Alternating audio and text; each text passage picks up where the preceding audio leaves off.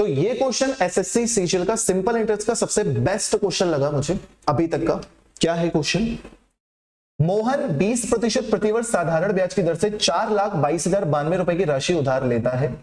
Mohan borrows a sum of rupees 4,22,092 at a rate of 20% per annum simple interest. At the end of the first year, he pays back 21,679 to return the principal amount borrowed. 20% पर उसने जमा किया, एक साल का अंत हुआ, उसने उधार ली गई मूल राशि की वापसी के लिए 21,679 रुपए चुका दिए। यदि मोहन दूसरे वर्ष के अंत में सभी लंबित बकाया चुका देता है, जितना भी उसे 2 साल में जितना भी उसके पास कर्जा है वो सारा का सारा चुका देता है, जिसमें पहले साल की ब्याज भी शामिल है, तो दूसरे वर्ष के अंत में उसे कितना भुगतान करना होगा, टोटल आपसे पूछा जा रहा है। ठीक, पहली बात करें फर्स्ट ईयर की, आफ्टर 1 ईयर, पहले साल की बात करते हैं केवल।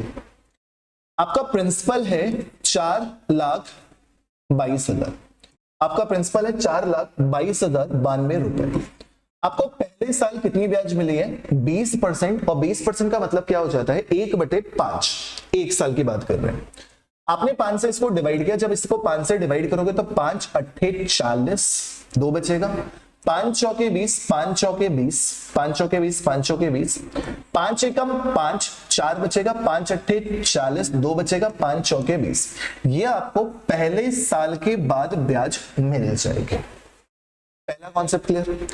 अब गलती बच्चा इस क्वेश्चन में क्या कर रहा होता है, वो ये गलती करता है कि वो सोचता है कि इसको ऐड कर दे 4,22,000 में, उसके बाद इसको माइनस कर दे, माइनस करने के बाद जितना रुपए बचे उसमें अगले साल की ब्याज निकाल लें, अमाउंट निकाल लें। तो बच्चे कंपाउंड इंटरेस्ट नहीं पढ़ रहे हो। सोच के देखो, अगर 4,22,000 रुपए तुमने पहले साल जमा किया और कुछ भी वापस नहीं कर रहे हो तो तुम्हें इसमें ब्याज नहीं मिलती, ये तुम्हारी पहले ब्याज की होगी खत्म।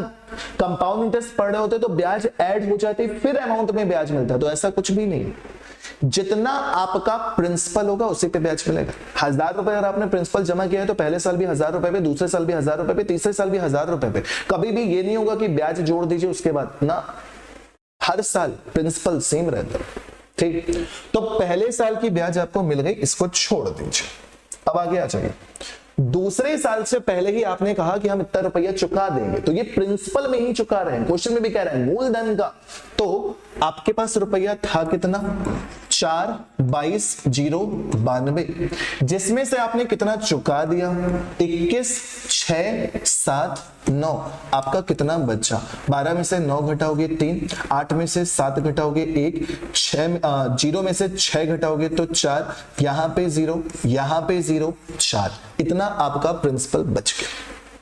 4,22,092 था, 21,689 आपने चुका दिया, 12 में से 9 घटाया 3, 8 में से 7 घटाया 1, 0 में से 6 घटाया 4, 1 में से 1 घटाया 0, यहां पर भी 0 और 4। अब आपका प्रिंसिपल अगले साल के लिए इसके साथ नहीं, केवल ये आपको वापस करना है। इसमें फिर से 20% ब्याज मिलेगी, जब फिर से 20% ब्याज मिलेगी तो वो ऐड कर देना, साथ में ये ऐड कर देना, तब जाकर आपका टोटल अमाउंट पता चलेगा। इस पे ब्याज कितनी मिलेगी? 20%। 20% का मतलब तुमको बहुत अच्छे से पता है, फिर से 1/5 भाग ब्याज मिलने वाली है, तो चाहे इसका 6/5 निकाल दो, चाहे 1/5 निकाल कर ऐड कर दो।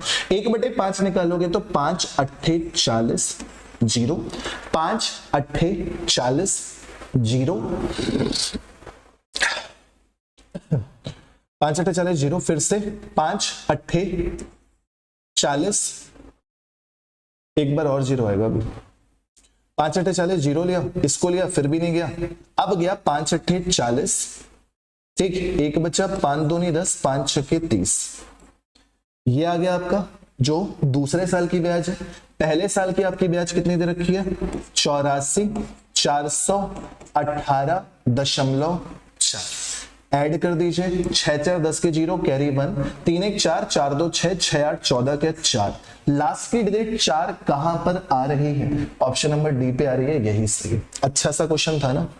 6 4 10 के 0, कैरी 1, 4 2 6, 6 8 14 के 4, कैरी 1, 8 2 10 11 का 1, कैरी 1, 4 4 8 1 9, यहाँ पे 4, 8 8 16 के 6, कैरी 1, 5 6 4 9 1 4, 5 6 4 9 1 4।